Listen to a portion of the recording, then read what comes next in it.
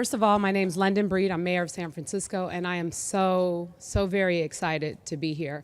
I've been talking about this legislation since even before becoming mayor, and I'm so grateful we're at this point, and I want to start by thanking State Senator Scott Wiener for his incredible leadership on this most important bill that finally got signed by the governor, and one that we're going to be putting into action right here in San Francisco.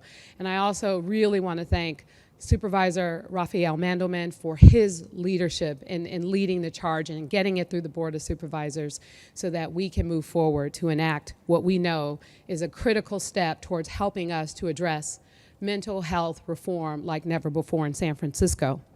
Thank you to the Episcopal Community Services and Bishop Swing Community Housing for hosting us today.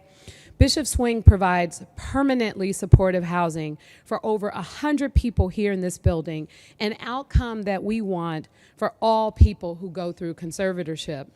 And thank you to the Department of Aging and Adult Services, to the Public Conservator, the Department of Public Health, the City Attorney's Office. Dennis Herrera has been an incredible partner in this effort, and to the Department of Homelessness and Supportive Housing.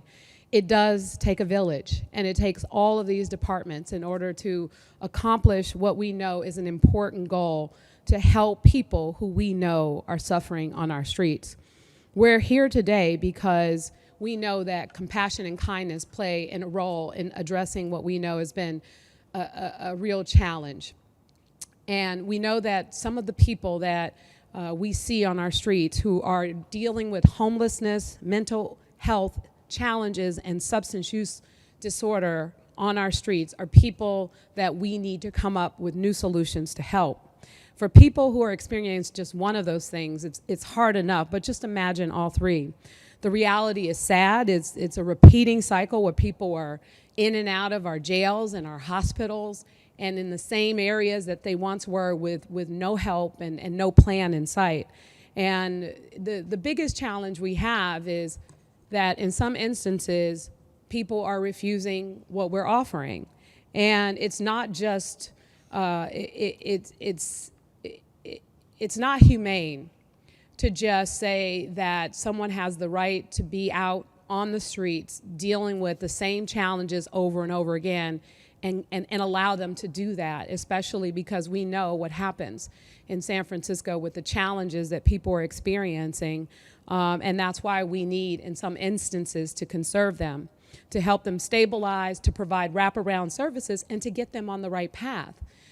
For example, at Laguna Honda Hospital, where we know Laguna Honda is a rehabilitation center, but there are also some people that have been given help, have been given support, and transitioned out of Laguna Honda into situations where they're able to not only live on their own, but be provided with support from healthcare workers and other social services in order to live independently. We know that with a physical challenge, it's possible, and so why not with someone suffering from mental illness? Thanks to this legislation written by Senator Scott Wiener and signed into law by our governor, we can get started doing just that. And as I said before, under the Board of Supervisors, under the leadership of Supervisor Mandelman, we are able to move forward, and we're taking the necessary steps to really begin the process of conservatorship.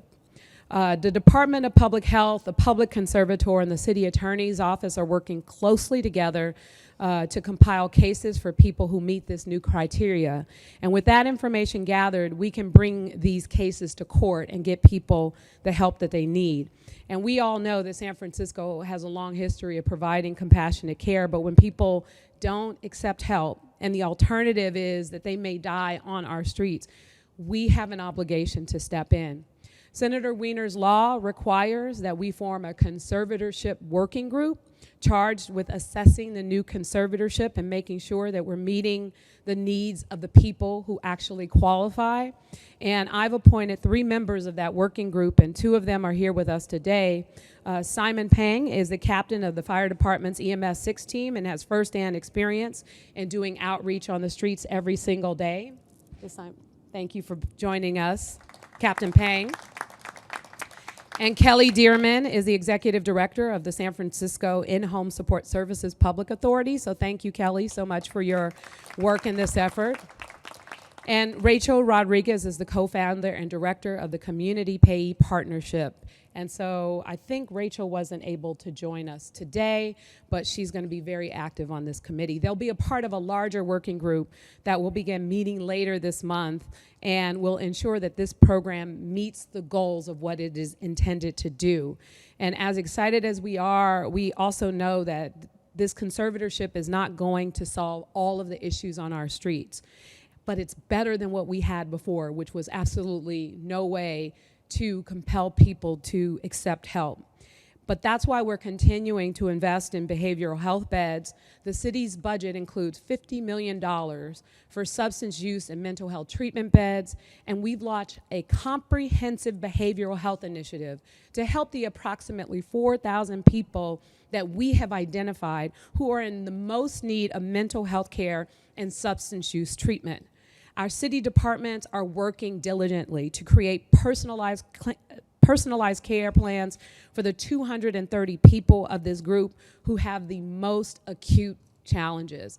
And I want to thank Dr. Naguse Bland, who is the Director of Mental Health Reform in this city, for the work that he's done to get us to a place so that we understand what we need to do to start to make smart investments so that we know the programs that are working, and we're investing in those programs and making sure that they work for the people that we're trying to serve. And the fact is, for the programs that aren't, we need to make a change because we know that there is a need to move forward and address this issue appropriately.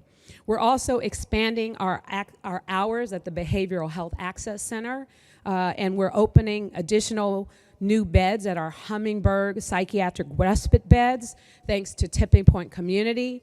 And so all of these things combined are going to help us, achieve what our goal is, and that is to address the crisis. And we know people use that word and throw it around freely, but there is a crisis with mental health in our city, not just what you see on the streets, but just in general. So we need to get rid of the stigma attached to it, and we need to make sure that we have the tools in place to address it in the most appropriate way. And we are committed to making the serious changes necessary, and we are so lucky to have a very thoughtful legislator who understands these challenges, who's willing to develop partnerships in order to fight to deliver them so that we can make the appropriate changes and investments right here in San Francisco to make them work for the residents who need them the most. And so at this time, I'd like to introduce our state senator, Scott Wiener, and thank him so much for his incredible leadership on this issue. Thank you, Mayor Breed, and I really want to thank the mayor for her extraordinary leadership on the really severe mental health and addiction challenges that we see on our streets every day. This is a problem that has been many, many, many years in the making and has to do a lot with statewide and national failures around our mental health and addiction safety nets, around housing and having enough of it.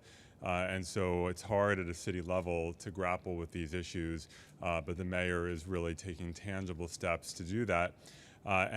This legislation has been a 2-year process, as often is the case with hard issues. Sometimes you have to go back a second year, and that's what we did this year with SB 40. But I want to just acknowledge that the mayor, when she was a candidate, was the only candidate for mayor who supported what we were doing here. And I think that the people saw that.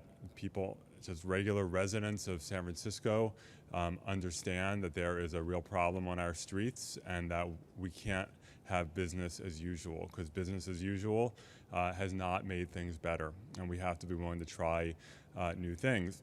And this legislation, I was told when I was sworn in as a new senator, never try to expand conservatorships in California. It's impossible politically.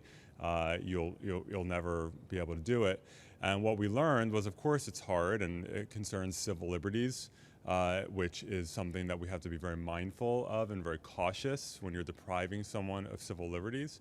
But ultimately, if you do it in a smart and focused way, people get it. And in the legislature, honestly, this was overall not a controversial bill. It was controversial in the advocacy community, and we, of course, respect our advocates and worked with them. But this is a bill last year and this year that got almost unanimous bipartisan support on the floor of the Senate and the floor of the Assembly. And the biggest criticism I received from colleagues, including some very, very, very liberal Democrats, was why isn't my county in the pilot program? Because we have people dying on our streets too.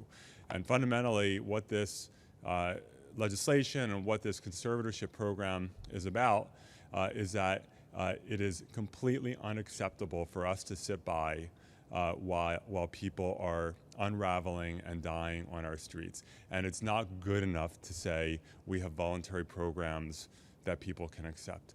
When someone is sleeping in their feces, when someone has open sores all over their bodies that they are not having treated, when someone is running in the middle of the street screaming at cars in the middle of traffic, that is to say that person should simply be expected to accept voluntary services and take control of their life in that condition. That's not reality. And so we as a city, we as a state need to do more to save these people's lives. These are our neighbors, these are members of our community, and it is not progressive to just let them die because they are incapable of accepting voluntary services. And I acknowledge that there are people who have concerns about conservatorships. And like I said, I'm very mindful of the civil liberties implications. And that's why this legislation is very focused. In fact, some of the critics of the legislation have said, well, it's narrow. Yes, it is narrow. This is narrow and designed to really help a small percentage of homeless people who are so severely addicted and so severely mentally ill that they are dying on our streets. We know that 2/3 of homeless people have no mental health or addiction issues. They're simply poor and can't afford housing. And even of our homeless population that have mental health and addiction issues, a large majority are capable of accepting voluntary services, and that's what we need to focus on. But for a small percentage of our homeless population, voluntary services are not enough, and what we need to do is to help them, and a conservatorship can do that. This legislation, like all conservatorships in California, has strong due process protections. You get a public defender, a judge oversees it. You can have essentially a trial. It ramps up. It starts out with 28 days, and then if it continues after a psychiatric evaluation and a court hearing, it can go up to 6 months. And the judge will have continual involvement so that if the person gets better sooner than 6 months, that it can be terminated early. So this is really about saving lives, and I want to again thank the mayor and Supervisor Mandelman for their extraordinary political leadership here in San Francisco to convince the Board of Supervisors to opt in. I want to thank our Department of Public Health and DOS and the Fire Department for working closely with us in Sacramento, and Captain Pang in particular, who repeatedly over a 2-year period drove up to Sacramento to testify and to give real-life examples of the people that his team was responding for, people who were in such deep crisis, and it really just gelled what was going on for my colleagues. So again, thank you, and it's now my pleasure to bring up our champion on the Board of Supervisors, Supervisor Mandelman.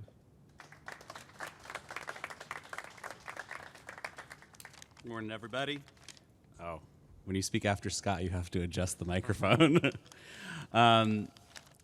This day's been a long day in coming, but it's an important one. And the mayor talked about the crises that we face in San Francisco. We clearly have a homeless crisis, but we also have a very significant drug problem in San Francisco, and we see it on the streets.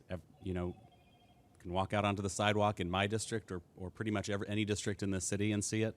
But we also see it in our emergency rooms, and I know Simon is going to be speaking shortly, but roughly half the folks who go to psychiatric emergency services each year are being taken in with meth in their system. We have a crisis of meth psychosis and meth inebriation, and I want to thank the mayor for appointing the meth task force, which I'm currently co-chairing along with Grant Colfax. But That spills over into other emergency rooms. It places a tremendous challenge throughout the public health system to have so many folks struggling with these issues. And then we see it in the morgue, honestly. One of the largest predictors of whether a homeless person will die on the streets is whether they have a meth use disorder. So this is a moral imperative to address these issues, and it is critical for the future of San Francisco. And I just want to really express my tremendous gratitude for the backbones of steel in the form of Senator Wiener and Mayor Breed that have made first SB 1045 happen and then SB 40. I am absolutely confident that if the mayor had not made this a top priority, this would not have passed at the Board of Supervisors, and we would not be implementing this locally. It was her threat to go to the ballot that made SB 1040, that got SB 1045 implemented here in San Francisco, and gives us the opportunity now to take advantage of SB 40. So I want to express my great thanks for that. The SB 1045 fight in San Francisco was way harder than it should have been. This is an important program. It is also a small program and a pilot to test out a new approach. And the intensity and vehemence of the opposition to it was unwarranted and I think wrong-headed, but pointed at a larger disagreement.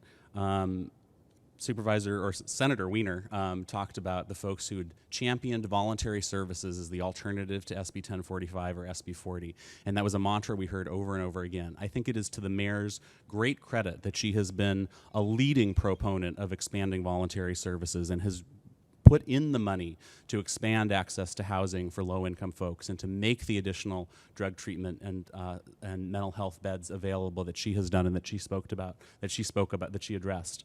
But it is not an either-or; it is a both-and. And as both Senator Wiener and Mayor Breed have said, we are not going to get there if we ignore the sickest people on the streets, the folks who do not know that they need help. Those people, in fact, have to be our highest priority. There are fiscal reasons for that. Financially, they are a huge challenge for the city, but more importantly, it is a moral imperative. So I am excited to see the Department of Public Health and the Office of the Public Conservator implement this pilot project and see if this works and learn from it, and then go forward and implement more pilot programs. And Senator, we will be coming back to you and asking for more legislation because we have a crisis, as the mayor said, and we need bold, persistent experimentation until we have it solved. So thank you. I think I am now introducing a hero of mine, Simon Pang with EMS 6, and thank you, Mayor, for your extraordinarily good appointments to the working group. Kelly Dearman is a constituent and amazing, and Rachel Rodriguez is fantastic, and Simon Pang sees this challenge and these problems every single day and is tireless and is amazing. So Simon Pang.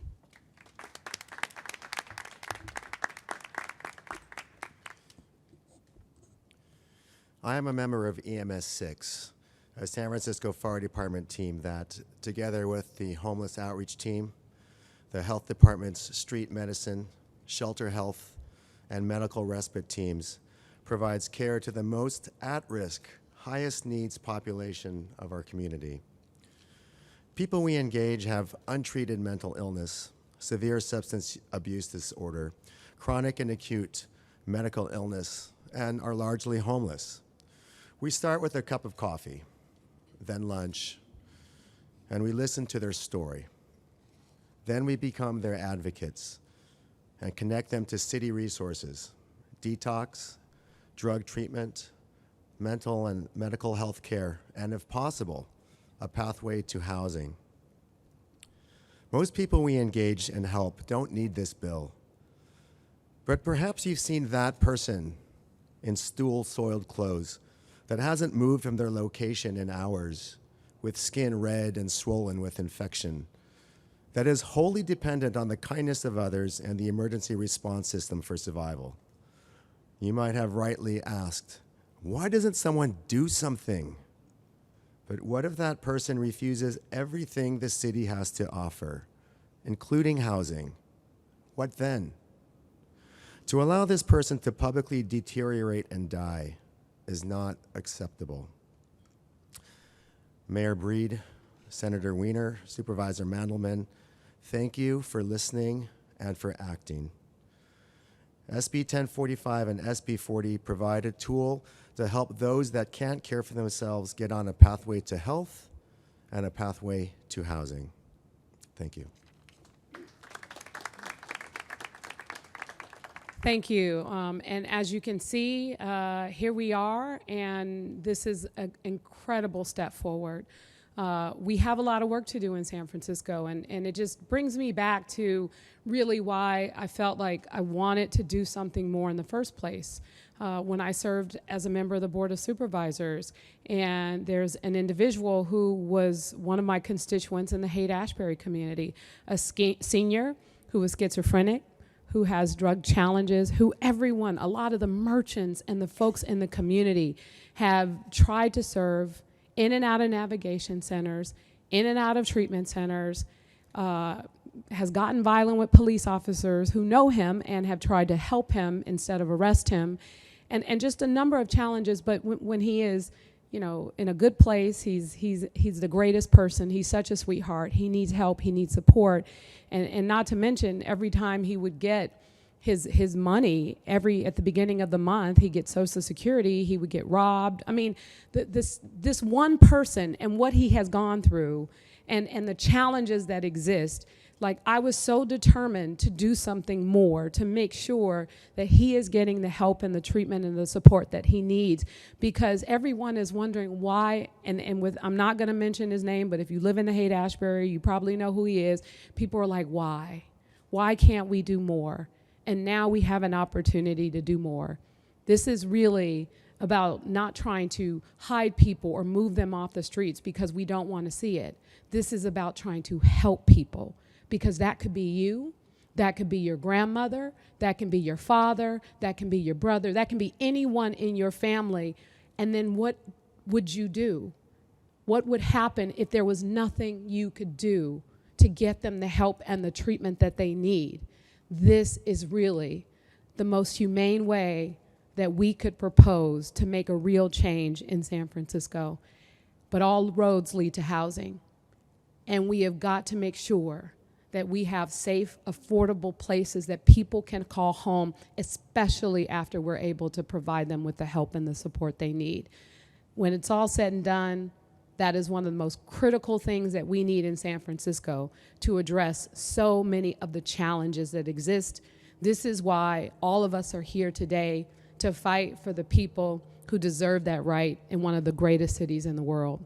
So thank you all so much for being here and all the incredible support that we've gotten for this effort. It is just truly, truly a village that has come together to address this challenge, and we will one person at a time. Thank you all so much.